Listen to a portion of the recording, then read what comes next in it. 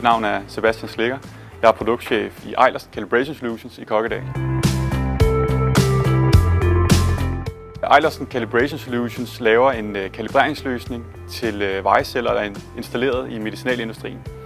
Det vil sige, at medicinalindustrien skal 1-2 gange årligt kalibrere deres vejceller, altså teste, om de måler præcist.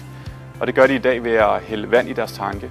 Vi har lavet en hydraulisk cylinder, der trækker i tanken, i stedet for at man skal fylde den med vand, og på den måde kan spare medicinalvirksomhederne for rigtig meget tid og rigtig meget vand, når de kalibrerer.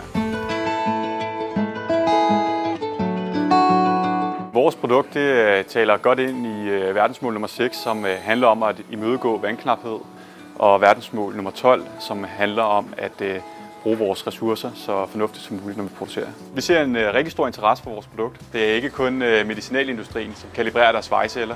Det gør fødevareindustrien og biotekindustrien også. Så det er jo altså ikke millioner, men milliarder af liter vand, vi kan spare på et internationalt plan.